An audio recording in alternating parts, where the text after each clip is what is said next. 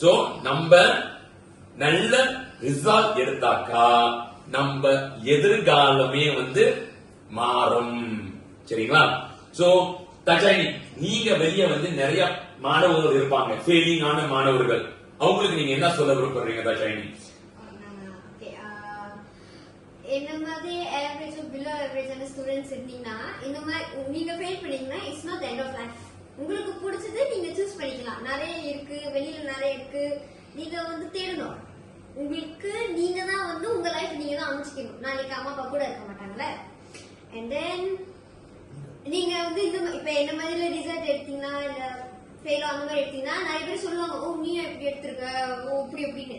அவங்க எல்லாம் வந்து கேட்க கூடாது. ஏன்னா வந்து நாளைக்கு அவங்க நம்ம கூட வர மாட்டாங்க கடைசி வரைக்கும். நம்ம தான் நமக்கு வந்து நம்ம லைஃப் நம்ம தான் டிட்டர்மின் பண்ணிக்கணும்.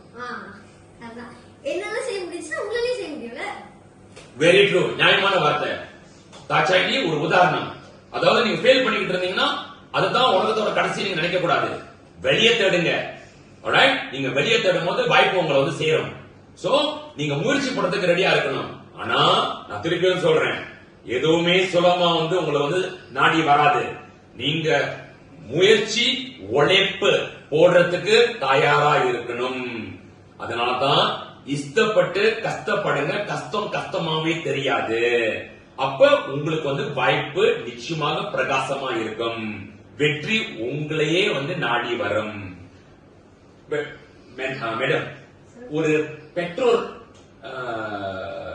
பொறுப்பு அவங்களுக்கு வந்து ஒரு தனிப்பட்ட ஒரு பொறுப்பு இருக்கும்.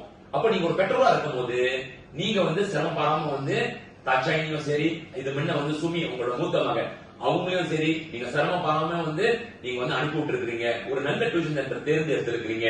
அப்ப உங்க பிள்ளைங்க ஃபெயில் பண்ணும்போது நீங்க அப்படியே வந்து கை விடல, நீங்க வெளியே தேடுறீங்க. சோ அங்க வெளியே வந்து பெற்றோர்கள் இருப்பாங்க, அவங்க பிள்ளைங்க வந்து ஒரு மோசமான சூழ்நிலை இருந்துகிட்டு இருப்பாங்க. அவங்களுக்கு நீங்க என்ன அறிகுறி சொல்றதுக்கு இருக்கிறீங்க மேடம்?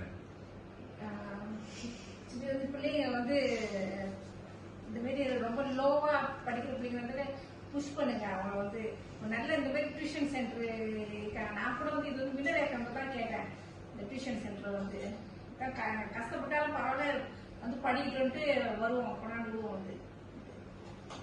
சோ இன்றைக்கு நீங்க அந்த பலனை பார்த்திருக்கிறீங்க. Very good. பாருங்க, ஒரு அம்மாக்கு வந்து வேற என்ன சந்தோஷம் வேணும்?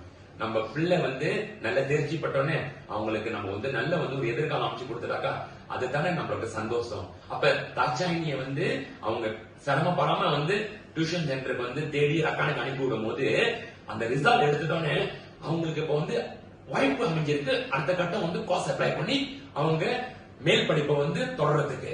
அப்ப அவங்களும் வந்து ஹாப்பியா இருக்கிறாங்க. பிகாஸ் தாட்சாயினி வந்து கஷ்டப்படாம மாட்டிக்காம அவங்களோட லைஃப் வந்து அடுத்த கட்டம் போறதுக்கு வாய்ப்பு அமைஞ்சிருக்கு. அவங்க மாட்டிக்கல, அதாவது ஃபெயில் பண்ணல. அப்ப ஒரு சந்தோஷம் அவங்க அம்மாக்கு.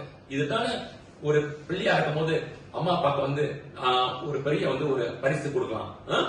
சார் நீங்க சொல்லுங்க சார், ஒரு தவப்பனார் ரீதியில நீங்க தாட்சாயினியோட ரிசல்ட் பார்த்துட்டோன்னே கண்டிப்பாக நீங்க சந்தோஷப்பட்டிருக்கீங்க. இதே மாதிரி நிறைய பெற்றோர்கள் வெளியே இருப்பாங்க, அவங்களுக்கு என்ன செய்யணும்னு தெரியாம இருக்கும். நீங்க வந்து நிறைய சாக்ரிஃபைஸ் பண்ணிருக்கீங்க சார். உங்களுக்கும் வேலை, சம்பளம், ஓவர் டைம், சனிக்கிழமை ஞாயிற்றுக்கிழமை வேலைக்கு நீங்க போகணும். ஆனா அதெல்லாம் வந்து தாண்டி நீங்க ஒதுக்கி அப்பயும் நீங்க வந்து நேரத்தை ஒதுக்கி தாட்சா நீங்க அப்பப்ப நீங்க வந்து சிரமம் தான் நீங்க வந்து அனுப்பி விடுவீங்க. சோ உங்களோட பங்கும் இது வந்து நிறைய இருக்குது. சோ நீங்க என்ன சார் சொல்ல பண்றீங்க? பெற்றோர்கள் வந்து வெளியே இருந்தாக்கா அவங்க பிள்ளைங்க ஃபெயில் பண்ணிட்டு இருந்தாங்க, அவங்களோட கடமை அவங்க என்ன செய்யணும்? ஒரு பெற்றோர்களா இருக்கும்போது என்ன பொறுப்பு? ஏன்னா நிறைய பேரண்ட்ஸ் வந்து நான் வந்து ரொம்ப பிஸி அப்படின்னு சொல்லிட்டு அதுலயே வந்து அவங்க பிள்ளைங்க வந்து அப்படியே கண்டுக்காம அப்படியே விட்டுறாங்க. ஆனா பிள்ளைங்க வந்து நல்லா படிக்கணும், பிள்ளைங்க வந்து நல்ல ரிசல்ட் எடுக்கணும். ஆனா அந்த கவனிப்பு கொடுக்க மாட்டேங்கிறாங்க, அந்த சாக்ரிஃபைஸ் கொடுக்க மாட்டேங்கிறாங்க, அந்த கூடுதல் வகுப்பை வந்து தேடி அமைச்சு கொடுக்க மாட்டேங்கிறாங்க. சோ இந்த மாதிரி பெற்றோர்களுக்கு நீங்க என்ன சார் சொல்ல விருப்பப்படுறீங்க?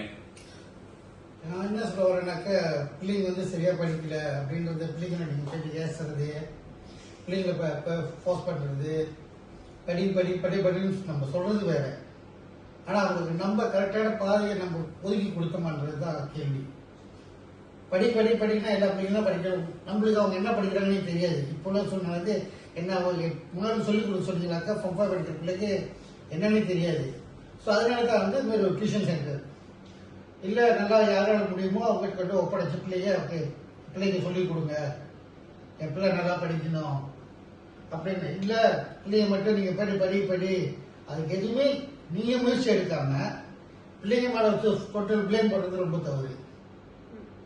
ஸோ நம்ம அதுக்கு முயற்சி எடுக்கணும். பேரண்ட்ஸா நம்ம முயற்சி எடுத்தா தான் பிள்ளைங்க நல்லா வருங்க. உண்மை.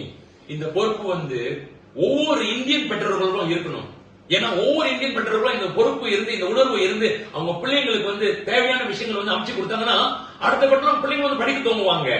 அப்புறம் நம்மளோட சமுதாயமே வந்து தலை நிமிர்ந்து நிக்கும். ஏன்னா நம்மளோட பிள்ளைங்க வந்து அடுத்த கட்டம் எல்லாருமே வந்து பட்டதாரி சமுதாயமா நம்ம வந்து உருவாக்கி வைப்போம். சோ இது வந்து நம்ம சமுதாயத்துக்கு வந்து ஒரு பெருமை. நம்ம சமுதாயமே வந்து தலை நிமிர்ந்து நிக்கும். சோ இது ரொம்ப முக்கியம். நம்ம வந்து கொஞ்சம் ஆரம்பத்துல வந்து எஃபர்ட் போட்டு அதை கரெக்டா நம்ம செஞ்சு கொண்டு வரும்போது இது வந்து ஒத்தமொத்தம் சமுதாயத்துக்குமே வந்து இது வந்து ஒரு பலனை கொடுக்க போகுது. சோ சார் சொல்லி இருந்த மாதிரி உண்மை நியாயமான விஷயம். இப்போ உள்ள பாடத்திட்டம் வந்து ரொம்ப கடினமா இருக்கின்றது. பெற்றோர்களே வந்து தெரிய மாட்டேங்குது என்ன நடக்குது அவங்க பிள்ளைங்களுக்குன்னு சொல்லிட்டு.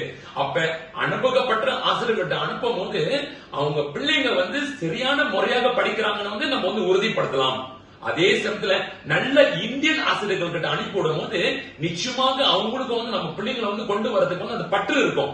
நம்ம பிள்ளைங்களை வந்து நல்ல கரை சேர்க்கணும்னு சொல்லிட்டு அவங்களுக்கு வந்து அக்கறை இருக்கும். அதை தான் நாங்க டியூஷன் மக்களா செஞ்சுட்டு இருக்கிறோம். அப்புறம் இன்னொன்னு வந்து இப்ப நீங்க பாத்தீங்கன்னா இது அவர் சார் சொன்னது உண்மை. அந்த ரிசல்ட் நல்ல ரிசல்ட் இருந்துச்சுன்னா பிள்ளைங்களுக்கு அவங்களுக்கு அடுத்த கட்டம் காஸ்ட் அப்ளை பண்ணி யூபியூல யூனிவர்சிட்டிக்கு காலேஜுக்கு போறதுக்கு ரொம்ப சுலபமா இருக்கும். ஏன்னா அவங்க வந்து அவங்களோட மூத்த பிள்ளை கிட்ட வந்து அதை தான் செஞ்சிருந்தாங்க. அவங்க எங்கிட்ட வந்து படிச்சு நல்ல ரிசல்ட் எடுக்கும் போது பாலிடெக்னிக்ல வந்து படிச்சு அடுத்தது வந்து இப்போ வந்து யூயூஎம்ல அவங்க வந்து அக்கவுண்டிங்ல வந்து டிகிரி கண்டினியூ பண்ணிட்டு இருக்காங்க. ஆமாங்க சார், யூஎம் தானே? யூயூஎம்ல அக்கவுண்டிங் கோர்ஸ் செஞ்சுட்டு இருக்காங்க. எவ்வளவு ஒரு பெரிய விஷயம் தெரியுங்களா? சோ பெற்றோர்கள் அவங்க கஷ்டப்பட்டு உழைப்பு போட்டு இன்றைக்கு அவங்க பிள்ளைய வந்து மூத்த பிள்ளைய வந்து ஒரு கரை சேர்த்த வந்து ஒரு சந்தோஷம். ஏன்னா அவங்க வந்து இப்ப டிகிரி செஞ்சுக்கிட்டு இருக்காங்க அக்கவுண்டிங் கோர்ஸ்ல. சோ எல்லாமே வந்து உழைப்பு, எல்லாமே வந்து அக்கறை, இதுலதான் வந்து எல்லாமே அடங்கி இருக்குது. முக்கியமாக ஒரு பெற்றோர் வந்து அவங்களுக்குன்னு வந்து ஒரு கடமை இருக்கின்றது. உங்களோட கடமையை கரெக்டா செய்யுங்க, மத்ததெல்லாம் சரியாக வரும், எல்லாமே வந்து கரெக்டா அமையும்.